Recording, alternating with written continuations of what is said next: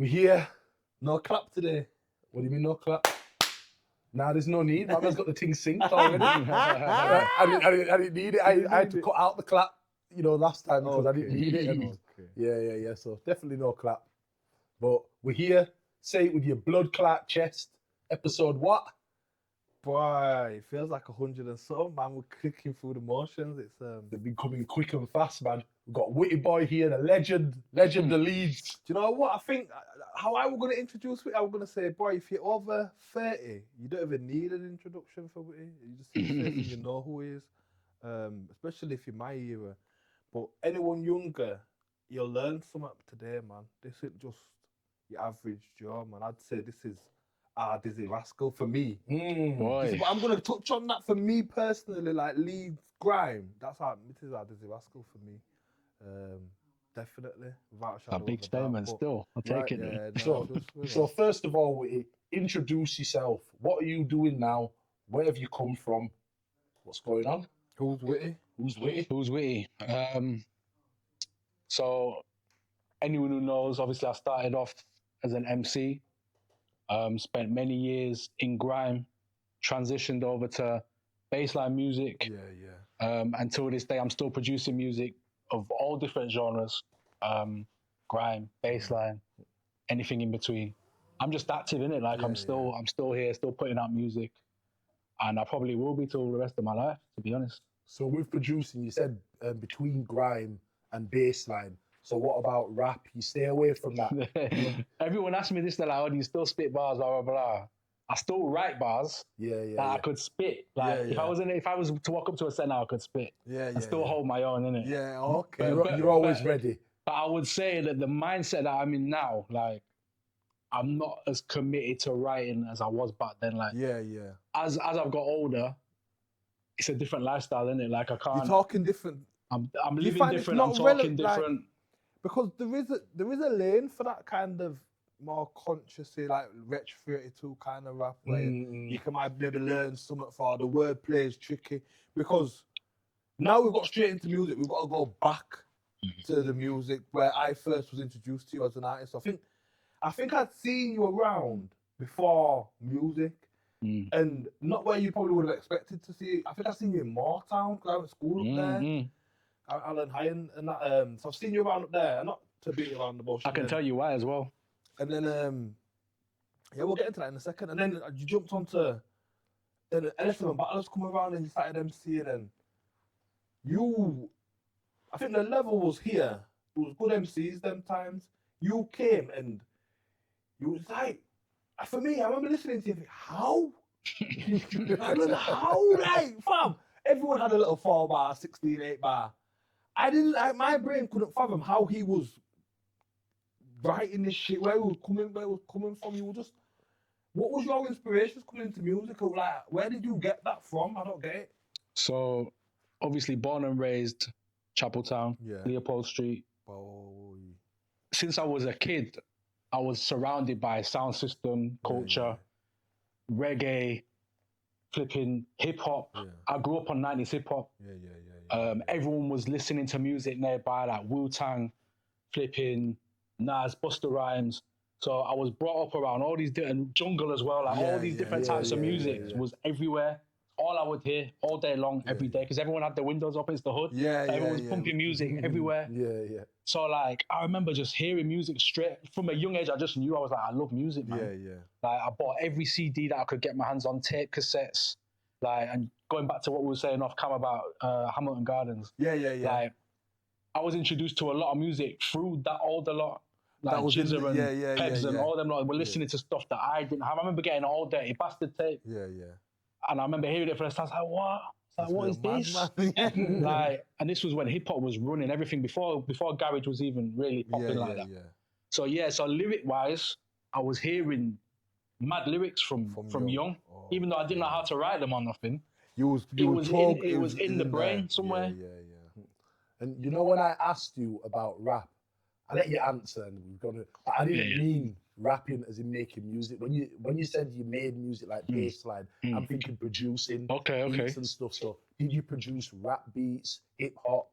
You know what I mean? That genre. America? Did you produce that? No, I didn't really produce rap. I'd say when I first started producing, I'd say it was probably grime first. Yeah.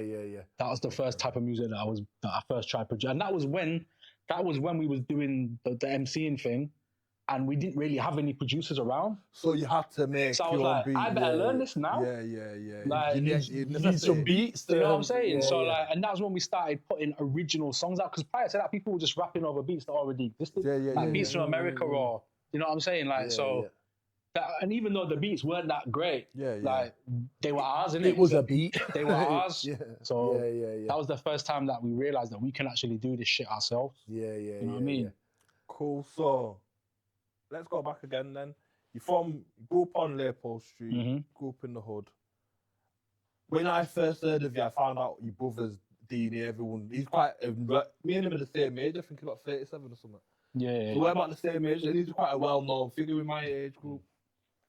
But I've never met you and him as siblings until I heard of you as an MC. And he lived near, well, his grandma, you lot's grandma lived near my auntie and that. So did you grow up in the hood all your life, or did you move out of the hood, or what's your right? story? So this is the story that probably has never been told. No one probably knows this other than my direct family. So it gets deep. Yeah. So yes, both of us born in the hood. Yeah. Same mom, different dads. Right. Okay. So growing up, so I'll go right back. So when I was born, I'm the oldest of my brothers, Vanilla and Deanie, my two younger brothers, Cardell, my sister. When I was born, my mum, for whatever reason, wasn't in the right sort of place to be a mother at the time. Okay. For whatever reason that may be, I've never really chopped it up with her like that. Yeah. But I just know at the time, she wasn't ready. There was a lot going on. It was a different era as well, man. It was a tough time. People wasn't getting as much support as they are now. So my nana, who you talked about a minute ago, her sister, who I guess would be my great aunt, she adopted me legally. Okay. From my birth mum. Yeah. And the woman I'm talking about lived on Leopold Street. Yeah, okay. My brothers lived on Francis Street. With your mum? Sorry, not Francis Street. Is it Francis Street? The new build houses, they were new build at the time, behind my nana's, behind. So where Jesus is, you go up the hill. About Jackie Smart. Carper Street. Thank you. Carper Street. So that's where my biological mum, Deanie, Vanilla, that's where they lived. Okay. So even though we grew up in separate houses, we were always close at each other's houses. Okay, so you still grew up as siblings? I was still there. They used to sleep on my yard. I used to sleep at theirs, blah, blah, blah. So it was that kind of relationship. But it's always been a bit complicated because of the mad family dynamics and me not really being cool with my mum like that. Because as I got older, when you're young, you don't know any different, innit? So as I've got older, because obviously I'm living in this house with a woman who's definitely too old to be my mum.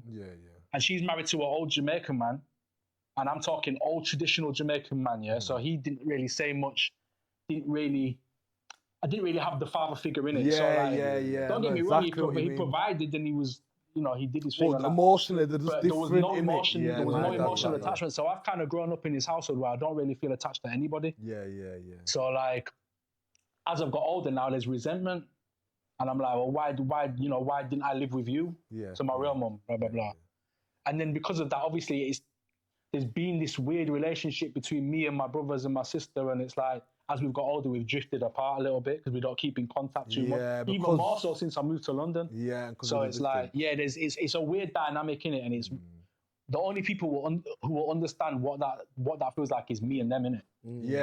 So it's like it's a bit weird like that, but obviously there's it is what it is. You can't really change it. So exactly. See, I can understand the resentment for your mum. Was there any jealousy for your siblings? Because obviously they got to grow up with their mum when she's in a better place. Or I'm assuming that you haven't even told me that, but I'm just assuming. I don't know, man. I can't speak for them in it and how they feel their experience has been. Was I jealous of them? Yeah, was there? Obviously, you resented. Why couldn't I live with you? Why was I raised in a place that I didn't feel attached? I wouldn't say I was jealous because, the life that my great aunt, I call her mum, innit? If I say mum, it means the woman who adopted me, innit? Okay. She gave me a life that I probably might not have had in it otherwise. Even though we still lived in the hood, I never really. We weren't struggling. Yeah. Compared to a wealthy family or middle class family, maybe. But like, Yeah, but compared to everyone else in the hood, You was doing I didn't all right. feel like we were struggling. So like, you weren't like the dusty you. no. Yeah. You get me? Like, I'm not saying I had the best garms or whatnot, but like, you had food on the was table, alright, you had do you know what I mean? clothes on We your was back, you were alright. good. Yeah, we were all right. So like, I can't really. I feel like it'd be a disrespect for me to say I was jealous of anything. But I don't mean jealous as in. You mean like the family unit? The family, because as you said, you never really felt apart, and you're not really close with your brothers now and around. Yeah. Like, of course, like if I could have had the perfect family unit growing up with my brothers and my sister, and still be tight with them now, obviously I would, innit? But yeah, like it's weird, isn't it? Like it's so confused. Like as a kid, you're just confused in it because you don't really get what's going on. Like you got all these questions in your mind. You're like, because I'm going to school and I'm seeing everyone's parents who are much younger. I'm here living with these old people. And at that time when you were a kid, has it been explained to you that these are not your parents? Yeah. So she told me early. She was like, look, that's your real mom. Okay, yeah. And the stuff that she told me, I'm not even going to go into like what her explanations were because I feel like that's one-sided. Yeah. But obviously she basically made it out like, you know, it wouldn't have been good if I stayed. Yeah. You know, like I say, not to talk a little story or anything because I don't really know the story, but it was a totally different time, man. I can't ever judge anyone from that time because, like I said, I talk on podcasts about like some of the things my dad goes through, but I can't really judge him too much on what he's been through or how decisions he's made because it was a totally different time. Bro. Yeah, and I don't. And people always say to me like I don't hold anything. I don't have any bad blood towards my biological mum at all. Yeah. Does that mean that we're going to be close all of a sudden? No. Yeah. But I don't hate her. Yeah. You get me? Like she's obviously done what she thought. She's on her own journey. She's done what she's needed to do to, like you said. I don't know what struggles she was going through or whatnot. Obviously, my brothers and my sister have lived with her, and you know they're happy. So, you know, like, who am I to judge? Yeah. But like, and she's obviously like, there's been times because there was even a point where I rebelled against my great aunt and moved back in with my biological mum. Yeah. And these times, like teenage years, a bit. Kinda. Yeah. And obviously, like these times, I'm doing things I shouldn't be doing on road and blah blah blah, and bad things are happening. I don't even want to blow up anyone's spot and talk about the things that are going on in their yard. But let's just say things were going on in the yard, and I was like, you know what, I can't be here because if I'm here, things are gonna go left quick. So then I went back. Okay. So like, I lived in the hood till I was 14, 15.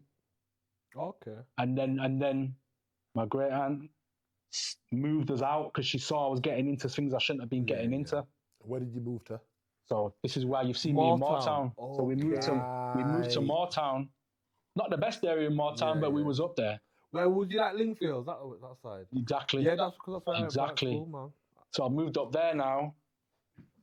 Things were a bit better. Obviously, like it's less crazy than the hood, but But in a way, it's not that different. It's a different level of crazy, isn't it? Yeah, it's a different level of crazy. Like, you know them white hoods where it's like it is. But I've still got bridges up there all now. It's a different level of crazy. It's a different level. You can go up there and end up doing some mad, stupid shit. And I did. It will happen because you'll see. Yeah, I've got some good friends from up there, man. Some good people up there still. But it's different. I think people hear Moortown and think, oh, Woodley.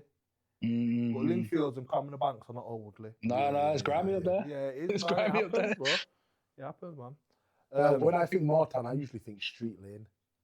I think a lot of people do that outside. I think because I went to school up there, I just think the nice part is Woodley. It's Yeah. As well, that close to Sadwell. So obviously we touched on your childhood, your start, where you came. You jumped into. How did you get involved in grime then? How did that happen? How did this? Because I heard of you from Battlers. Was you writing bars before Battlers? Yeah. So before that, so it started off as me just like. I remember I must have got a pair of cheap decks. Yeah. Pair of turntables, some proper shitty cheap ones. And I remember I had a mic, and this was just me in my bedroom, and I was just chatting bare gibberish, like trying to copy like the flipping the people I was hearing on radio. I remember I used to listen to Marvin Swiftfinger G. Okay, yeah, yeah. And he used to have a couple man there. I think it was Solo and a few other MCs used to jump on it. And I used to just listen to them and be like, yo. And I used to just try and mimic what they was doing. And it was all just like, sounded a bit mad, innit? But that's when I first started like just dabbling in like trying to hold a microphone and just chat. And then I remember linking up with P Soldier. Okay. These times he wasn't called that though, innit? He was just called, everyone just called him Jordan then. I must have met him in a nightclub actually. I must have Heaven and Hell. Fuck, man said Heaven and Hell. We was in clubs, we were going clubs when we were like 16. 7, yeah, straight from Evolution. 15, 16, we were sneaking into clubs. And he was the guy in there, like, he'd always have bare gal and blah, blah, blah, because he was tall. Yeah. And he was light skinned, so he had all these gal with him and blah, blah, blah. So I remember booking up with him. And he was like, oh yeah, I spit bars. I was like, is it? So then he invited me to his yard. And then we would just record these proper whack sets.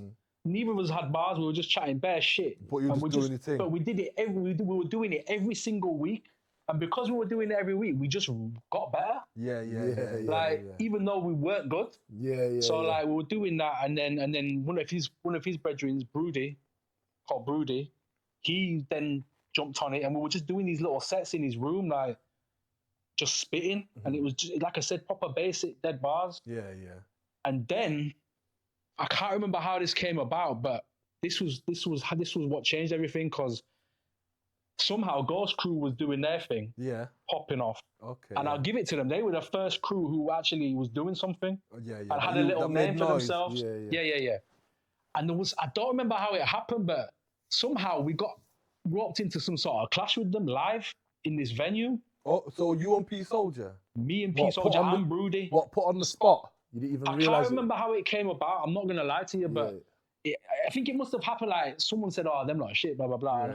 And then the next thing you know, obviously anyone who knows me knows I'm not going to take that shit.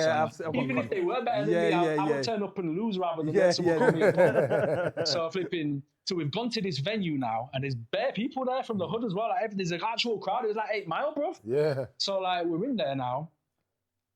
And I remember I wrote a bar. This was the first time I ever wrote a bar in my life, because before I was just chatting shit. It was always freestyle. And I wrote this bar, and it mentioned every member of a Ghost Crew in it. Okay. And I spat this bar, and everyone went mental. Yeah. And I was like, shit, I might be all right at this. That's your first bar you ever wrote? You were just freestyling? I'm pretty sure that was the proper first bar I ever wrote, like where it was like, because it was a clash, in it was serious. Yeah. So like, I've gone to this clash, not even really MC at this point. We've gone in and Broody spat a bar. Everyone's gone mad because he spat some bar about, he said something about 6 foot. He said something like, you look like a white man with a 8 tan. And everyone went mad. And I feel bad even, like, I'm not even dissing them, man, because you know what? Like, but yeah, like flipping, part of the history, that is the story. Like, and then from then, people started to approach me, innit? Yeah. And then at that point, for whatever reason, because it's gonna sound mad, but guess what? We were calling ourselves Incredible Crew. Crazy name, innit? Yeah, that's madness. So we was Incredible Crew these times, and then for whatever reason, I can't remember who I met, because battlers were actually already a thing before I was even in it. Yeah, there was. It was Slimzy and someone else who was kind of. I think Matt 5 was always Matt there, 5, and I must have met Bugsy. Remember Bugsy? Yeah, man, I went to school with him. I met Bugsy. I remember there was a party at David Lloyd's. Okay. It was some private party for some Jewish kid. I think I heard about this party, you know. Did you light it up? I lit it up. Yeah, I think Toure were there or something. Someone was there. I heard about some Jewish kid had a party there. And I remember going there, jumping on the mic, and Bugsy was there, and Bugsy heard me spitting. He was like, oh shit. And he was like, yo, do you want to come join our crew? I was like, oh, who is it? Because at these points I was still with these man. Yeah. And I didn't just want to disrespect the thing and just like duck out. So then he introduced me to other people. Nasty was locked up these times. Introduced me to Matt 5 and a few others. And I went to a set, and we recorded a set, and I was like, do you know what? These men are actually better than what I'm currently in. Yeah. They were the boys then. And it just felt like a good fit at the time, innit? So then I said to P, and I was like, look, I'm just gonna go over and do my thing with these men, innit? Yeah. Like, obviously I felt bad in it, but I had to do what I had to do. That was the best move for you. Elevate yourself. I don't think I would have heard of you if it wasn't through the LS7 Battlers move, because they was then doing parties and stuff like that. So I remember being at school and hearing about, this guy called Witty, because Bugsy had to come in the morning, we'll all have go in the canteen, have breakfast, just be talking about what's going on. And these man mentioned, oh, yo, there's this Witty guy. And then I went to a party. I think I might have heard a set or radio set or something. And then I went to a party at Prince Philip's. And everyone was at this party at Prince Philip's. There's a lot of stories I can go off of this one party. And I remember you grabbed the mic and a man bowing down to you. I swear, listen, if I'm lying, make my hair drop out tonight and I'm out. My hairline all back here. A man was, and this guy is supposed to be somebody old, he's older than you. And he's praying like, yo, this guy's mental. Do you remember it? I'm not gonna lie, I don't remember that. I don't, man. Well, you had the mic and but when I was on mic, I was locked in. I wasn't really. You was very serious about music. That's always what I can. To a point where, if you didn't know you'd probably come across arrogant. And it's funny you said about you when you first came in the clash in the scene. You had a clash with Ghost Crew because a pinnacle point of something I remember about you was the clash with KP. And I remember watching it when I was younger and thinking, you man just bullied up KP. But then I watched it on the way here. And I was listening to the bars and KP kept saying your name. And the first time kept on doing it. I can hear you in the chair. I can't hear what you're saying, but you can just say like telling them to keep me out of your mouth. Because he was meant to be clashing Nasty, I think, at that day. Yeah, they was clashing at the time. Yeah, but he kept mentioning you while he's clashing Nasty. And Nasty even says to him, big up KP, because he was one of my favourite MCs. I've got a funny story to tell you in a minute about that. Nasty and them were clashing. Nasty kept saying, yo, allow it, and he'd mention you, and then you've just come and But let me add a bit of context to that, though, because actually, in all fairness to KP, I did call his name first. Okay. I called his name on a tune. He had a class. Him and Group 4. Yeah. Gadget. They had a thing going on, and I jumped on I let them man record a tune at my yard. Group 4. Yeah. Dissing KP and Gatlin or whoever it was, and I couldn't help myself. I had to write a bar and jump on it. It had nothing to do with me. You got involved. So I actually called out KP first. And I didn't need to. But I did. So he had every right to call my name, really. As when you look back as a bigger man, but at the time, young and ignorant. So I get why he called my name. But I'll tell you, while we're on that subject, I'll tell you a funny story about that, So imagine 10 years later, I'm in Leeds with one of my brethrens on a night out. Gone to a venue, everyone from the hood's at this venue. Don't know what's gone on. You know how it is at these parties. Something's kicked off at the end. Everyone's had to leave, place got locked off. I'm walking up flipping Brigitte with my brethren, liquored out my mind. Not even looking. I'm looking straight, chatting with my boy. All of a sudden, I just feel, bang! Someone's punched me full pelt in the face. From the side? From behind, like from the side and behind. Before I even know what's going on, man didn't fall on the floor or nothing yet. I've turned around and I've seen my boy punch someone and this guy run off. So we both started chasing him, got around the corner. Who is it? Don't say. KP, blood.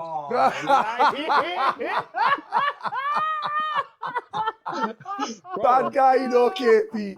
Sidewinding, man. If I'm lying, ask him. Come and say your side of the story, KP. So I know you, man. I know your family. So I said, yo, I was like, I'm shocked, bro. Yeah. Like, I'm more confused than anything. I'm thinking, rah. I was like, what are you doing? I said, what are you doing? And he was like, and I don't know if he must have been liquored as well or angry or something. I don't know what was going on with him. He didn't seem himself, but anyway. And I'm like, I was like, what are you doing, bro?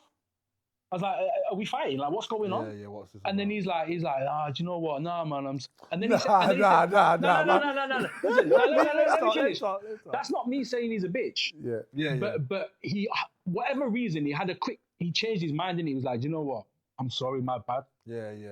So I don't know if he just felt a certain type of way about that video that's been on YouTube for the last... How many years? I don't know, bro. But yeah, man tried to snuff me. Wow, that's a story I've never heard. No one knows. I keep my ears to the streets, man. I never heard that. Wow. I'd be interested to know if he even remembers that. Maybe not, If it's a drunk night, man might have been drunk in his feelings, man. Yeah, it just happened. Because held a tongue from your boy and then came to his senses. I'm not gonna lie. You know when you're just so shocked, bro. Like, I couldn't believe it when I run around the corner and seen it's him. Yeah, like, it gets mad though, innit, man? Yeah, so flipping. I'm only bringing that up because it was relevant to the innit? But yeah, man. Big up KP. But yeah, big him up, innit? Yeah, Like, big up KP, man. I've not got no bad blood to him because obviously, like, it's all we're all kids, if man was innit? gonna fight, we would have fought there and then, innit? Exactly. Like, The past is the past. I can take a punch, that's bro. Like, yeah. You check That's your chin. funny. That is funny. I didn't expect that. And my boy punched him back anyway, so he got his anyway. So like, but yeah, That's man. what made him not want to fight no more, apparently. Random, bro. Proper random. That is mad. That is mad. But anyway, yeah, man. Like I said, like he had every right to call my name that day. Yeah. You instigated it, and then obviously it won't. Yeah. So then battlers kind of when baseline came in, was that like the end of battlers then? How did it transition? Because from an outsider it looked like the battlers kind of went one way, and then you and Nasty Boy just went another way. So this I knew you was gonna ask this question, and everyone always asks it. So like, how did battlers end? So if you asked every single person in battlers how battlers end, every single one would give you a different answer. Yeah.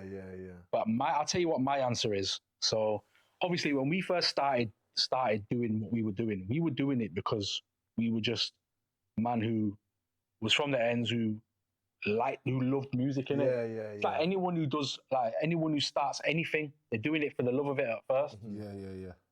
Then money started to get involved. Yeah. So Slimzy brought some manager guy in who ended up being a fucking scumbag who tried to shaft man out of money and X, Y, and Z.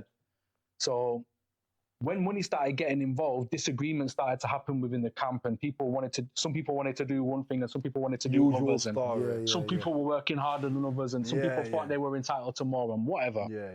So like as soon as disagreements started to happen, arguments started to happen, and obviously it's a group of 12 guys from the ends. Like, this is what I mean. There's a lot of egos. Street kids as well. Yeah, there's egos, there's flipping pride, like everything. So flipping, yeah, like so when money started getting involved, me and Nasty were starting to get bookings as MCs at first. Okay. MCs. And then we started to realise that we were putting in a bit more work than some people. Yeah. We were getting bookings, whether we were in battlers or not. Okay, so when we started to realise that like we were doing X, Y, and Z and no one else was really doing the same things we were doing, we were like, you know what? It makes sense for us to just do our thing now. Yeah. So these times, like you said, like baseline didn't even really exist like as a genre at this time. It was like niche music, like speed garage, innit? And I remember I remember going to Nasty's yard and he was playing me some beats. And I was like, nah, this is some crackhead druggy music, man. I'm not on this. Is what was on. This, yeah. I'm glad you said that because everyone was talking like that before. Before there was a certain tune. That was, I think, the first introduction for bass. I think I know which one you mean. You didn't do it right. I didn't do it right. I think I know which one you're about. But yeah, these times I was just thinking, this is some druggy, madman music. Like, I'm not on it. And then Nasty was like, trust me, you're mad. You need to get on it. And then after like listening to some of the beats Nasty was making, like, because like I said, bassline didn't exist these times. It was speed garage, but Nasty was making tunes that were like a bit like grind beats. But with this 4/4 pattern Is now. No.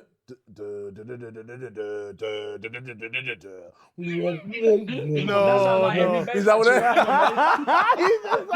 I'm trying to get my head. I'm thinking, is that the one? Well, yeah. Go on. T2 beat you're talking about T2, yeah. Tell me why. Yeah. Now work it. Oh, I don't know what it's called. No, it's on my mind. On my mind, yeah. That's T2, man. But this was Mm-hmm. before that, though. I'm talking before that. Yeah. Because really and truly, if I'm being real, Nasty was the first person I heard making those kind of tunes before T2. If T2 was doing it, he was doing it behind closed doors that I didn't know of. I don't think he was, if I'm being... Because T2 was still in LDC these times. Yeah, and I don't think he was making them kind of tunes in LDC. So flipping... So yeah, Nasty was like, yeah, just try and make some of these tunes, man. Obviously, at these times, I could already kind of make beats from doing grind.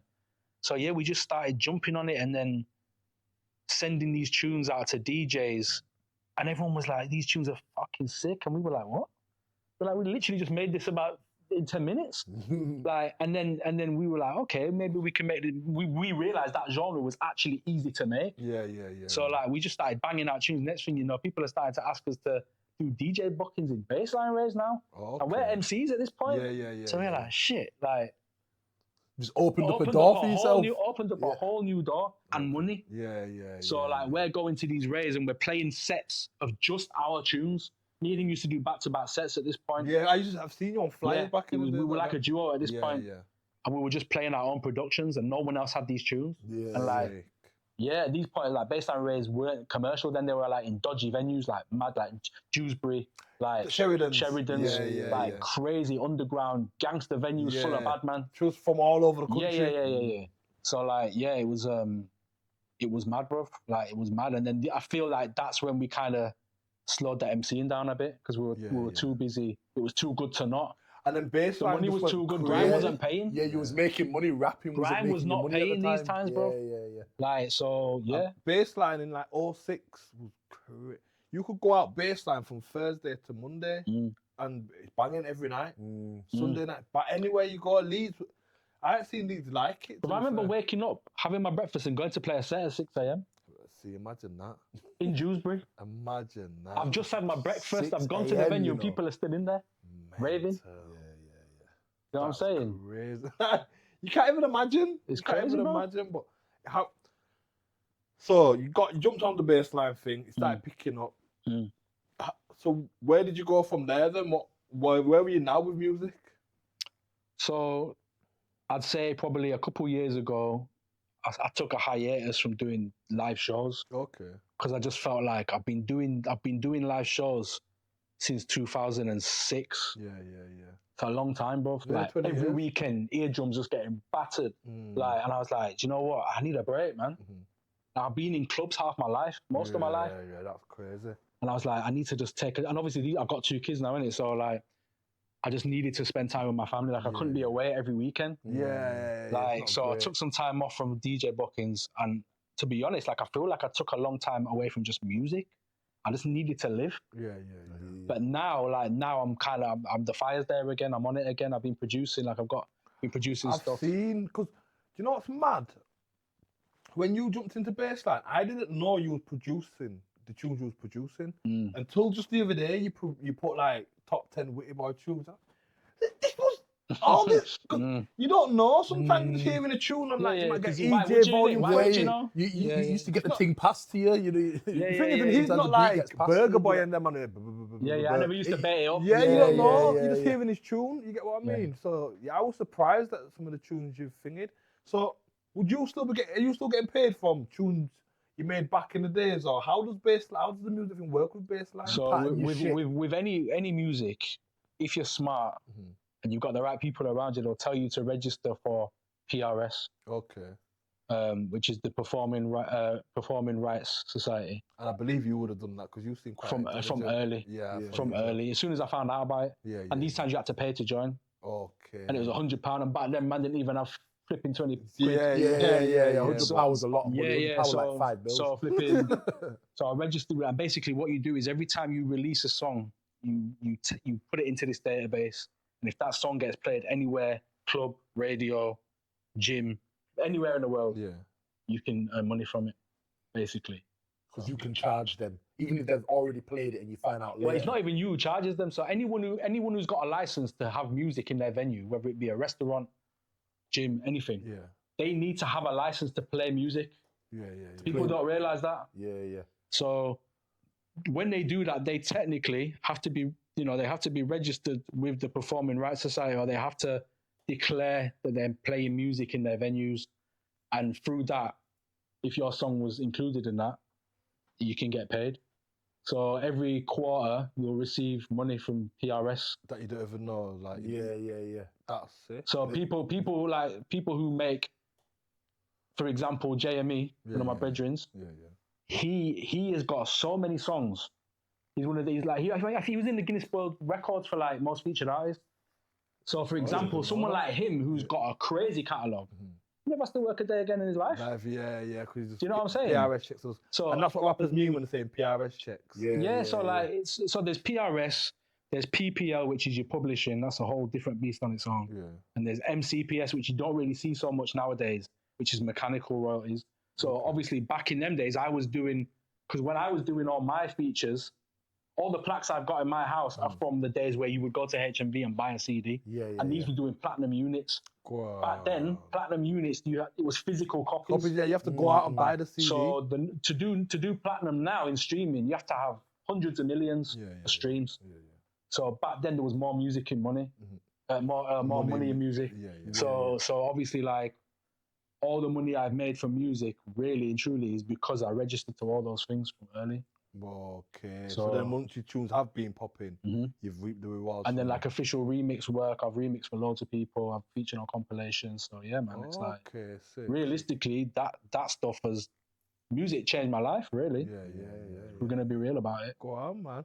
You know what? It's beautiful to hear as well, man. Like from where your story began to where you are now, and in life you find sometimes out of sight, out of mind. I didn't know what you was doing. I didn't know. The only thing I knew is that you got married.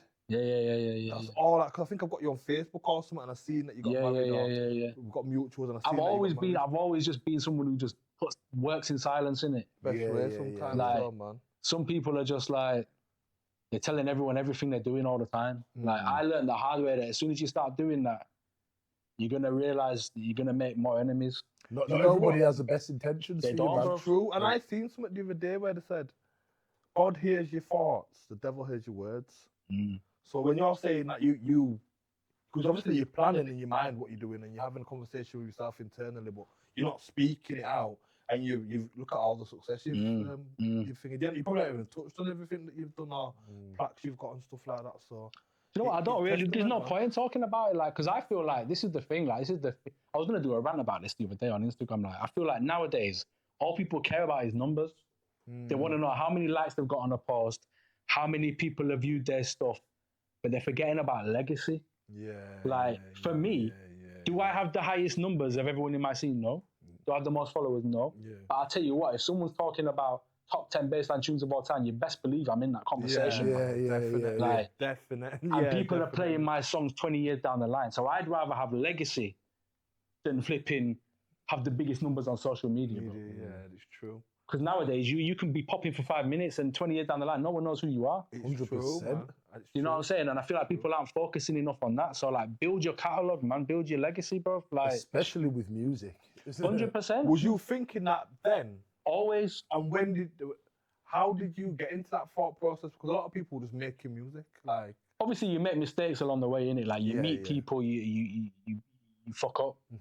But, like, I just think I've always had a business mind. It's like when I did the Northern Exposure DVD. Yeah, I remember that. I did that because I didn't really make much money off it. Like, but I did it because I wanted to own something, and I wanted.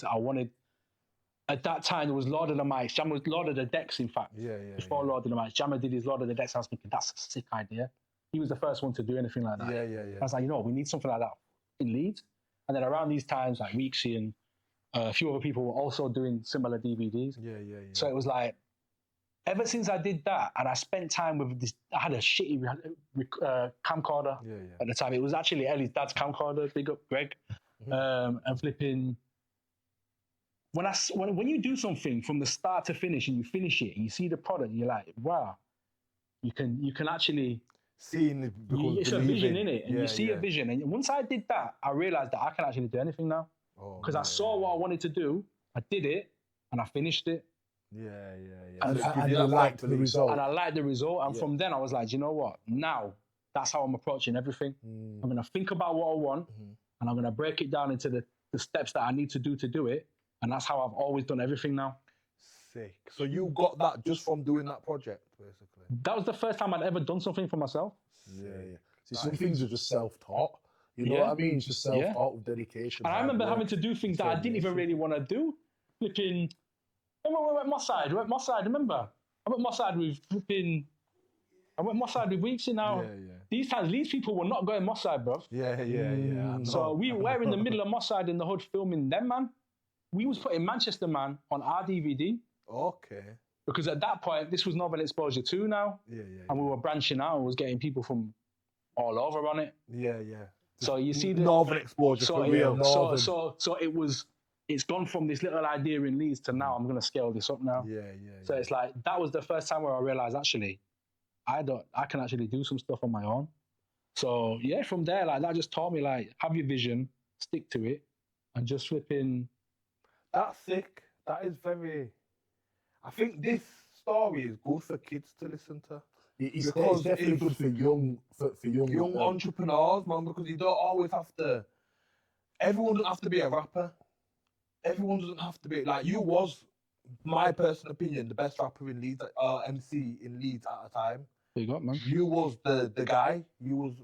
I don't think anyone was really. Nasty Boy's always been great, but I just think you was levels above everyone for a period of time. You raised the bar, and then I seen the rise of certain man come to your crew from Goodfellas and your Big Worm and Jetson and them man came. That man was actually in battlers before me though. Was there? Them two were, yeah. I only noticed them lot after you personally. So basically, when the original battlers first broke up, I started a little offshoot. Now, well, not me.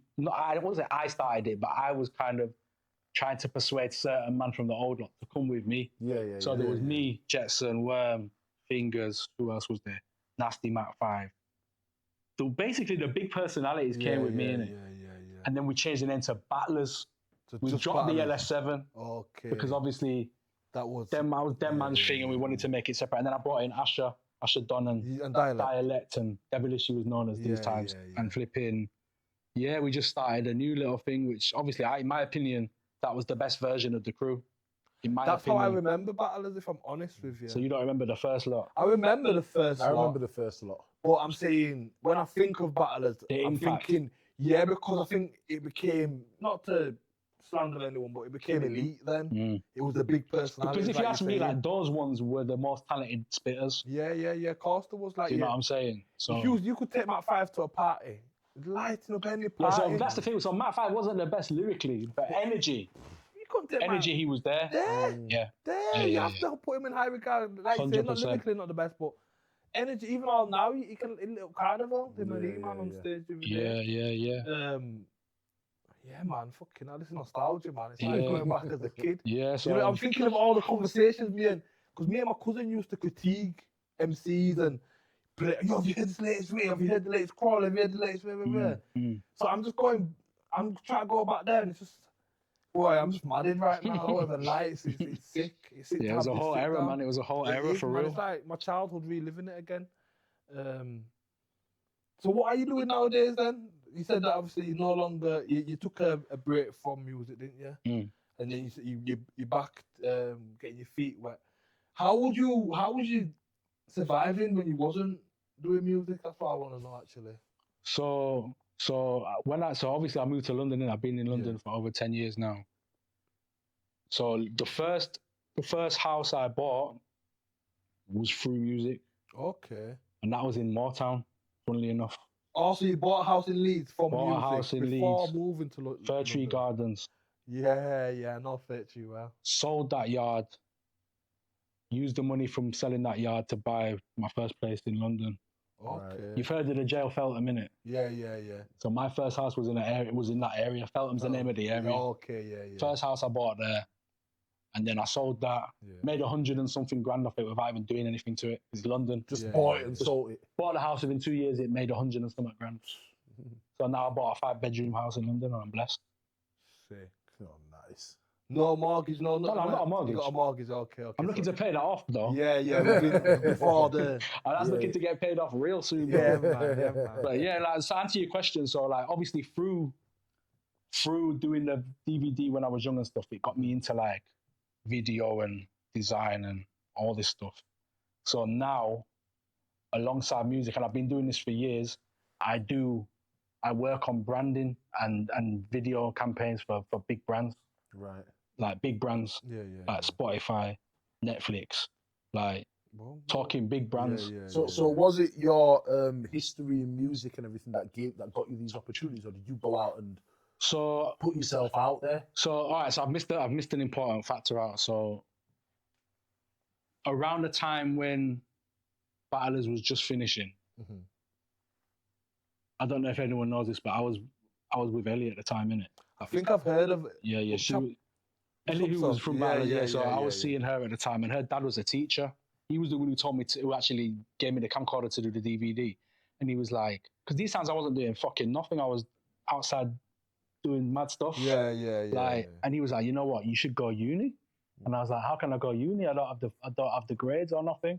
And he was like, well, because you're technically classed as a mature student, because even these times I was still young, I was still classed as a mature student. He was like, if you can prove that you are committed, you can go to uni. So he helped me write this case thing where I was like, look, I filmed this DVD, I do music, blah, blah, blah. And the course that I wanted to do was music and media. Right, sick. So music and media technology, it was called. Right. And on this course, you did music production. And by these times, I'm already banging out music anyway. So that was like easy for me. Nothing in it. And then part of this course was like design and video and animation and shit. And I was like, this is actually sick. Yeah. So I went to uni, ended up with passed it, got my degree. So I've actually got a degree. Sick. So it's something that you're passionate about. Something that, and I'll be real, I found uni so easy, bro. Because I already loved doing that stuff anyway. Yeah. You're doing it as a. But I wasn't doing the design and the video stuff at these times. So how was you, like you said, like uni? I know it's music, but there's still a lot of written stuff you had to do in it. Do you find that bit to easy? To a degree, but this course was mainly like presentation. No, it was mainly like technical abilities. Right. Which is the reason why I went for it, because I knew like I didn't want to go for something where I had to write all these mad essays, which I knew because I wouldn't have passed. I wouldn't have been able to do that. So like, really though, because you seem like you're wicked with a pen. That's what I'm thinking. So when it's something that I like. Okay, yeah. But if it's something that I'm not particularly enjoying, like someone forces me to do something, I'm gonna switch off. English or history. That's where my brain is. Yeah. Like, But if you're passionate I was about like that in school as well. You can't turn it off. Yeah. Like it's got to be something I'm interested in or passionate about. I'm with you. So flipping and being at uni, I was surrounded by people. That was the first time I'd ever been around people who weren't hood in my life. Because I've done the proper thing. I'd moved into the uni accommodation and everything. Where did and everything? Yeah, bro, the full mile. And these times I didn't have any money because I'm with all these like middle class and upper class white kids from London and that, and they've all got this student loan and blah blah blah. So I didn't have any of that. So I was shotting Northern Exposure DVDs in my backpack to make money to survive. So what? You didn't get student loan? I thought even as a mature adult you still get student loan. So to get a student, you get a student loan for your fees. But I'm talking about like student bank account, like overdraft and all that. I didn't have any of that because I didn't have any credit rating or nothing. So these lot have all got these P's to go out and get drunk and blah, blah, and I'm just there shutting my DVDs, like struggling, bro. So like, and then luckily Baseline kicked off like a year after, and then I was blessed. But yeah, the first early uni days, bro, I was broke as a joke, bro. Yeah, like you went through the struggle, but it's all worked out. But I met so many that was the first time I broadened my horizons because I wasn't around people from the ends. I was around different people who thought different and taught different, and I realized there was a massive world out there other than what I knew in it. So like being around those guys, some of them I still chat to now. Like being around those guys made me actually realize shit. Like you can't live your life in this little bubble, man. You gotta. So would you recommend, like for a little ghetto, you 14, 15, don't really know what they want to do in life, but are passionate about certain things, but just don't know what direction they want to go down? Would you recommend them going to uni if all they really know is, let's say, Chapeltown or Hare Hills or Greenwood? I think uni is always going to be a gamble, in it, because you don't know what you're going to get out of it, and it all depends on your work ethic and your mindset. I knew there was no way I was going to go and not finish it. It would have been impossible. Just how you are wired. I would have died until I finished it. Some people would quit. But what I will say, the best thing about uni is the meeting the people. The networking of different backgrounds. Just being in a different environment will change your whole perspective. You're not around the same people all the time. And let's be real, when you live in certain areas, you are surrounded by a lot of negativity a lot of the time. So it's just a part of the game. But when you're in these other environments, like you're not really seeing that. Like you're seeing these people and they're just happy, bro. They're happy and they're life. They've lived a different life, but at the same time, they don't know anything different. So you just start bouncing off their energy now.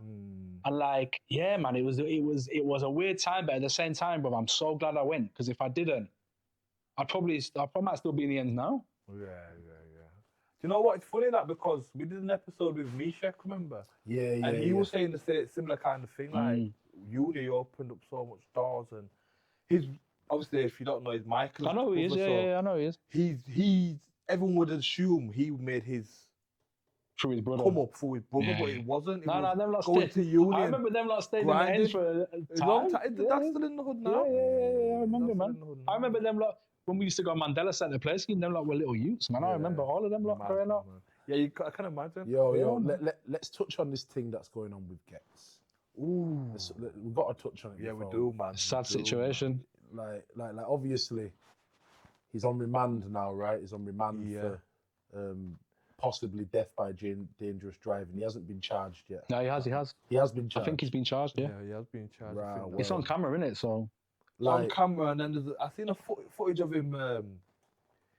Like it seemed as if he knocked over the guy, drove, parked up the car, and then came back to the scene or something. Because I seen him I talking don't know. to They police say drunk up. no, that's an old clip. Is it? Oh, That's not from the same that's from a incident. different. Right. That's an But it's old. just You know how surfacing the now. internet goes. They try and spin shit. Yeah. Internet sometimes. Right. You So yeah, go on. What I was gonna say, as far as they're saying, they're classing it as a hit and run in it. So yeah.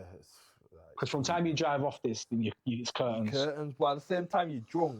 Oh, Are yeah. you thinking? But here's the thing. Also, so there's that was the old footage, but he was drunk. No. This is So what hear everyone's saying, this is what hear me everyone's out. saying. Hear me out. Yeah, I'm not justifying what he did, but we don't know if he was drunk. Exactly. You can fail a breathalyzer test and not be drunk. And did he fail a breathalyzer test? No one though? knows. 'Cause This is what I'm saying. he We hit and only ran, know. innit? We only know what we see online. Yeah, that's People true. like Bouncer and all these other people saying what they're saying. We don't know. Right now, it's death by dangerous. dangerous driving. There's nothing to Yeah, do yeah, with yeah, of drink course, driving like- in it, because that could have been in the charge as well. But Drink that's what driving, the death headlines by are saying. Like they're saying that, but like for all we know, I mean, I'm not saying he wasn't drunk, but we don't know. He might have just had it in his system or whatever. It might have just been speeding. He was definitely speeding from the footage, but like you don't know, man. And like I kept on thinking about this the other day. I was like, if I was in that situation and I ran someone over, who's to say I wouldn't panic and drive off? I think I would as bad as I it don't sounds, know. bro, because you just panic. You're just like, I can imagine doing that. I'm not gonna scrutinize him for doing. Even if he lit down someone I loved, I wouldn't scrutinize him for driving off because I can understand that in that heat of the moment. You just don't know how you're gonna react, innit? So- Would I not feel resentment that? Would there be a part of me that thinks, do you know what though? If you stopped, you could have maybe saved that person. This is it. So this is it. So yeah, this is what will happen in court now, though. That's what they'll say.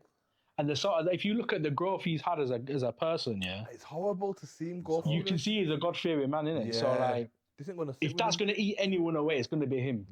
Trust me. Do you know what I'm saying? Trust me. So man. either way, he's gonna pay the cost. Like, Yeah, he will, mentally. definitely. I think he's been paying for it each day since, man. We're all going to pay the cost because he's a sick MC. Yeah, it's sad, man. It's sad. Industry's going to miss him as well if he goes down. Yeah. and obviously, like, RIP to the guy as well, innit? Like, Yeah, obviously, massive and like, it's not condolences to his nice. family, It's not but nice for that as well. But like, you know, It's sad. It is. It's horrible to be that person's family, because if you're a fan of Gets and you're just observant of his career and the growth, like you said, you can just be like, it's a sad. bro, It's why not have you that. done that? It's like watching a film, yeah, and seeing the come up of a main character, and you're rooting for this character, Yeah. and then it just ends bad.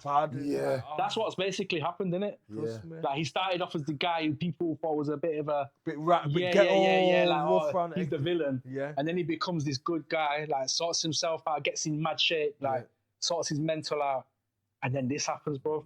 It just makes you realise, like, it can happen to any of us at any time, bro. Man. It's not just you being ran Think over. about how many it's times. you. Think about how many times in your life you've been with someone and there might have been something in the car, or you get me, or It you've could been have rolling with someone who's on madness, Exactly. or you've been in the whip, or you've been in the same spot. There's been times, Or even drunk drive, like yeah, bro. like no, like let's not act like we don't. It's happened sometimes. course. You get in the car, Like, you feel listen, better than you are. Let's go. Anytime it can happen to you, man. And that goes back to you two saying, anybody's situation, you don't know, like the panic of someone. Personally, if I'm not drunk and I've nothing in the car, if I knock someone over, I'm not panicking and driving away. So the only time I'm panicking and driving away is if I'm guilty of something. You know what I mean? But if I'm sober on my way to work or something, I've knocked someone down, I'm not panicking. I'm stopping and making sure they're all right. But even then, sometimes people do drive off because they're scared.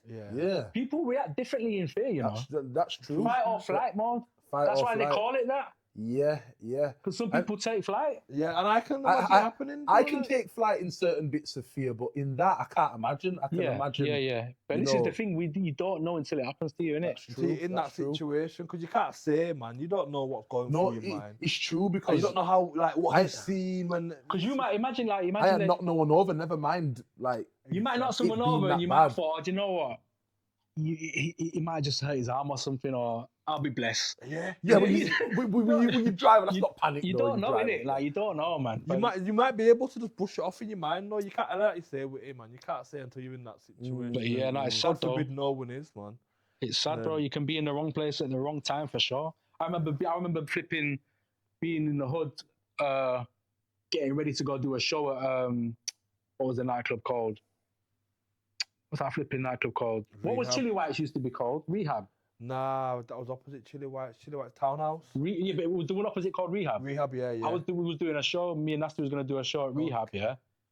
Prior, we're in the hood, just off Lamport somewhere, and there's a christening party. Everyone's in the street, blah, blah, blah. Someone had a strap. Next thing I know, I'm standing, I was just seeing red dots all over my body, bro. About 12 of it. All of a sudden, I'm responsive. I know where, get on the ground, blah, blah, blah. Me and about, I'm not going to say the names because I don't want to bet them up. But me and 10 other man got absolutely battered by police that night, got put in a cell. We was in that cell for the maximum amount of time. I don't know what it is nowadays, but it felt like it was at least 24 hours. In the one in Scotland. We was in there for a time. Everyone trying every tactic on us all. We know this person said you had the gun, this person said you had the gun, blah, blah, blah. And I remember just thinking, I was just about to go get paid to do a show, and now I'm in here. And I didn't do nothing. Like, do you know what I'm saying? So it's like the company you keep, bro. Like, you don't know what's gonna happen. I bet that shit don't happen no more. Nah, not now. Not now. You've grown up and you've changed your I'm not around it now. Exactly. And I wouldn't risk it now. I've got too much to lose now. Come on, man. There was someone that brought that kind of vibe around you. Nah, cool. Just keep it. Don't get me wrong. Like, I'm the sort of person where if I see someone I've grown up with or I'm tight with, I'm not just gonna like pretend I don't know him. Of course. But I'm not gonna start going on a move with them or. I might think twice if I'm getting in a car with them or. Do you know what I'm saying? Like, as you get older, your circle gets smaller. So like the circle that I've got now, I know exactly what I'm dealing with. I'm probably the maddest one in my circle actually now.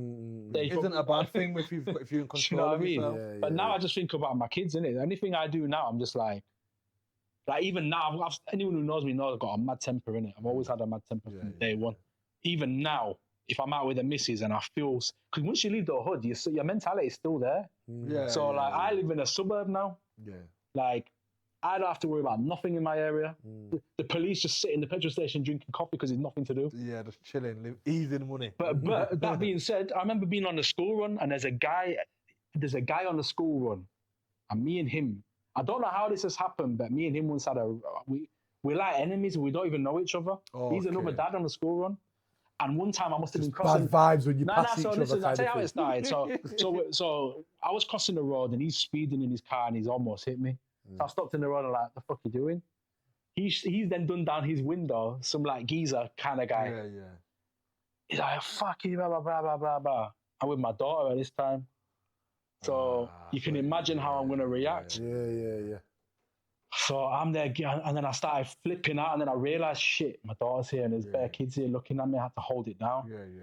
Seen him again. Next time, walked past him, looked him in his eye, made sure that I brushed shoulders with him to let him know. And now every time I see him, it's like that little bit of tension. I just want to fuck him up every time I see him. And he probably feels the same about you. Probably. Don't get me wrong, he didn't look like he wanted it. You know what I'm saying? He wasn't scared. You both. So are you the two ruffians in that area then? Basically? Nah, not at all. I know for a fact I'd snap him in two. But at the same time, I rate him for the mentality. But then at the same time, like I have to think. My missus said to me, she was like, "What's that going to achieve? If you do anything to him, his daughter goes to the same school as your kid.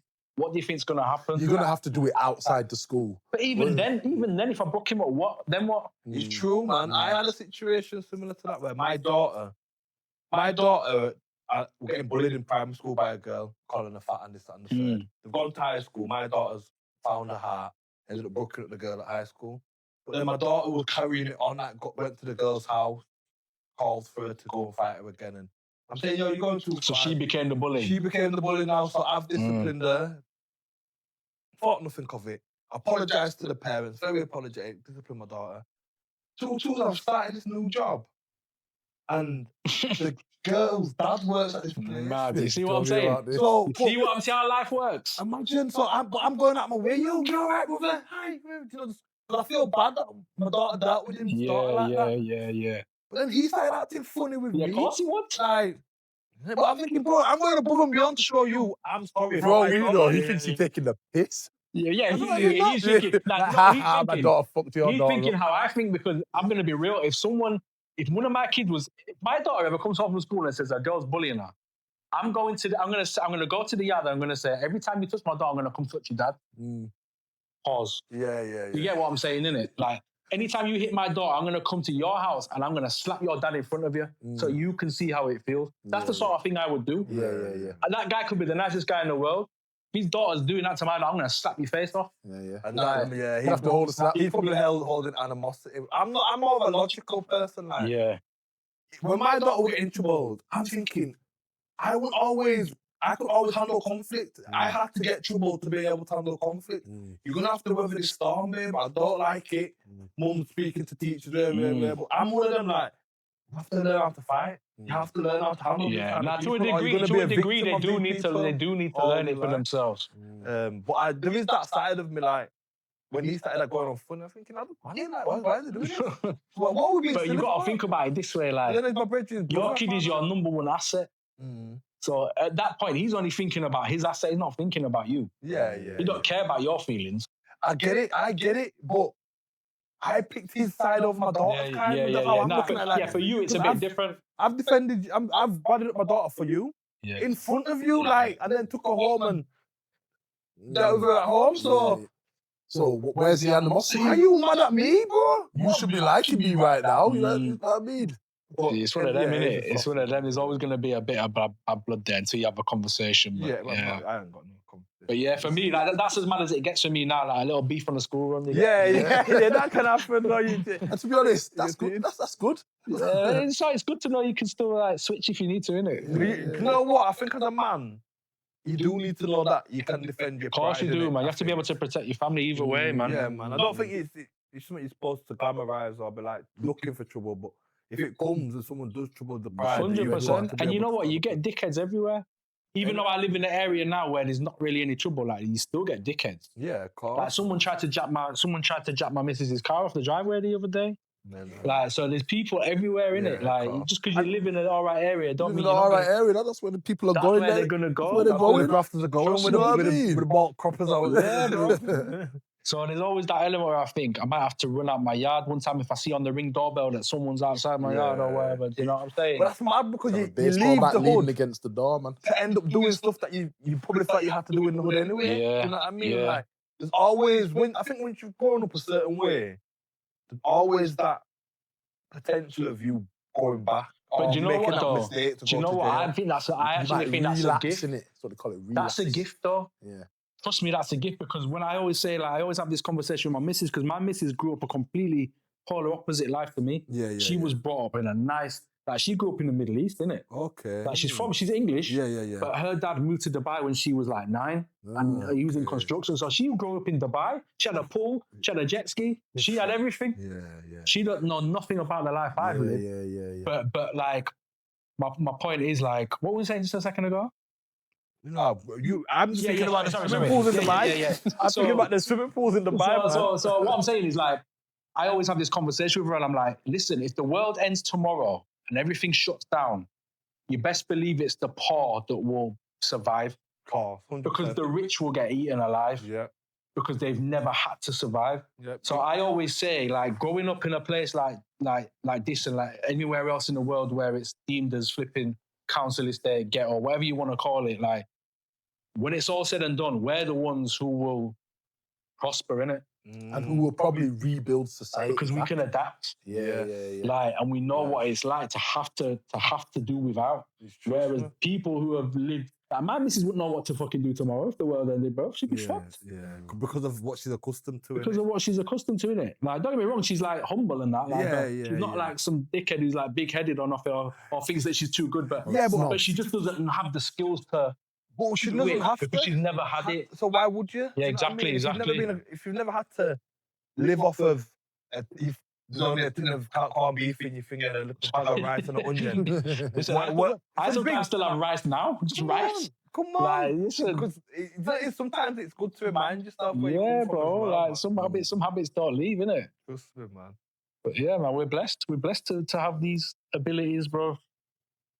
I think it's been a good sit down, man. I've learned a lot about you. I thought I was a group, man. I thought I knew your whole story.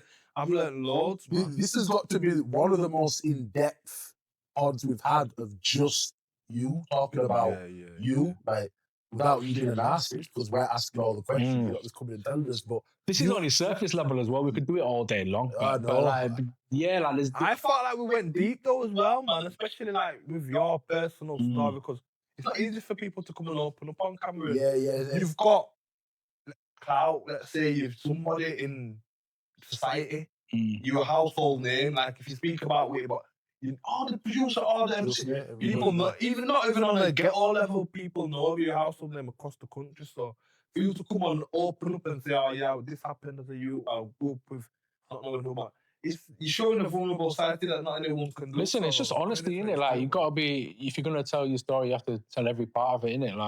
Like I said to you off camera, I feel like I've lived like 3 lives. Yeah.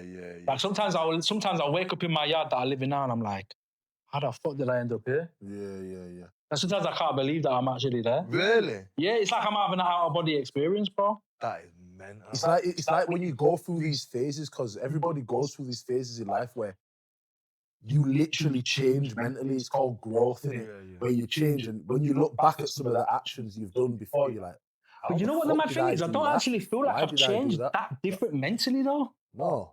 But your circumstances have changed. Yeah. Like I said to you, I wake up in my yard in this area that I've got no attachment to. It's got nothing to do with me or my history or nothing. Yeah. And like I look at my kids and the life they've got, and then I'm on the school run and I'm looking around like, it's mad. I don't feel like this is my life. Yeah.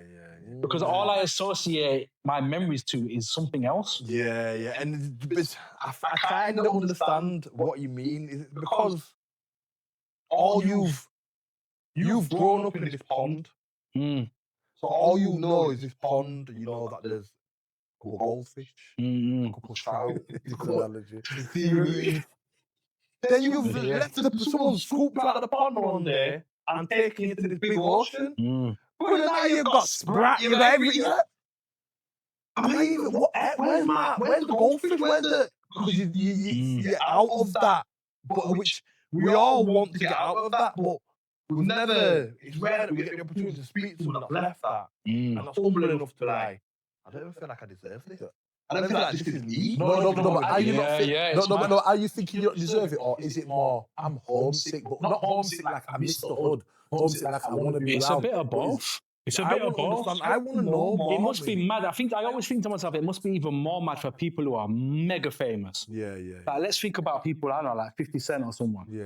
Who's gone from being in the hood, being shot, and then all of a sudden he's like millions. That must be the maddest, you know. Maybe at the start, but he's had millions for about 20 years now. No, but what I'm saying is, remember the first time he must have bought a mansion or whatever, and he's in there. He must have felt. I remember seeing the interview and him saying he sold it because he felt weird in there. Yeah, I remember him buying Mike Tyson's mansion. Yeah, that's the one. And it was like, he said it felt too big. It felt weird. Yeah, too big. Sometimes I feel like that now. And my house ain't even that big. Yeah. You know what I'm saying? Quite big. No, I mean, especially in London. Don't get me wrong. When there's no space anymore. You're taking one space in the bedrooms. Listen, like, it's mad. Like, but I do sometimes feel like I shouldn't be there. Because statistically, I'm not meant to be there. Yeah. Like, it's not that I don't feel like I've deserved it, because I feel like I do work. I feel like my work ethic has always been high, and I feel like I've worked. If any of my friends will tell you, if you know someone's gonna try and do a job properly, it's gonna be me. If I start something, I'm gonna see it through. I'm not gonna start something and then do it half-hearted. Yeah. I'm weird like that. I might be on the spectrum, bro. I'll be real. You might be OCD or might something be like that. because- You never know. In fact, this guy always says I'm on the spectrum. But anyway, I think every isn't. fucker is nowadays. Trust me. Especially if you've got something about I it. get obsessed. I get obsessed about things. Yeah. If I pick up a new hobby, I'm buying all the equipment that exists on Earth. Doing all your research. Everything, Do this bro. hobby to its perfection. Listen, I might do the hobby for 2 weeks, but for that 2 weeks, I'm going mad. Yeah. Like, do you know what I'm saying? Like, and I'm still like that now. If I was to pick up a new hobby tomorrow, let's say I started playing golf tomorrow. Yeah. Well, I'm buying every golf club. The best. I'm buying a golf buggy. Yeah. Leave it on my drive and never buying it. You know what I'm saying? And taking it to the golf back. Trust me, bro. Trust me. That's me. That's how I am. I've always been that way.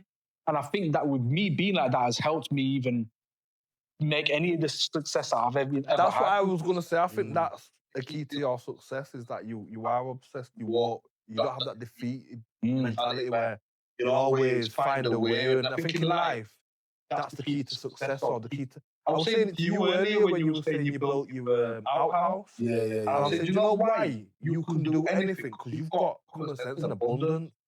So like, you'll find with construction work, it's all about problem solving. You have to come up against a problem, but you have to solve that, find a way to Patience as well. You need and patience. you have to have patience in a bit as well.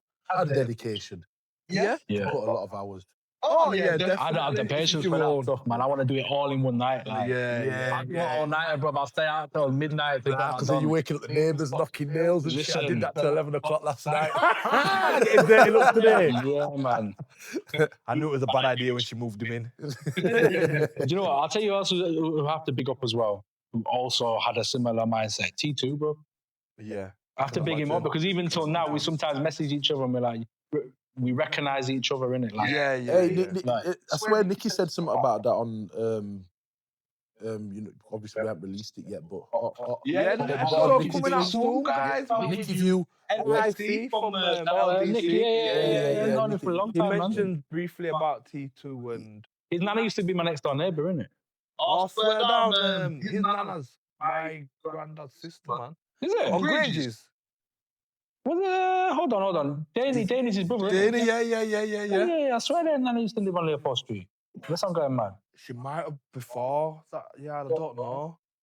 She called Alice though, Auntie Alice. Man. Maybe. I swear. But everyone's got two sides of the family, so it could be the dad. Yeah, side. that's how I met them, man. Anyway, innit? Leopold's, but yeah, man. Yeah, man. But Big him yeah, up. Auntie Alice.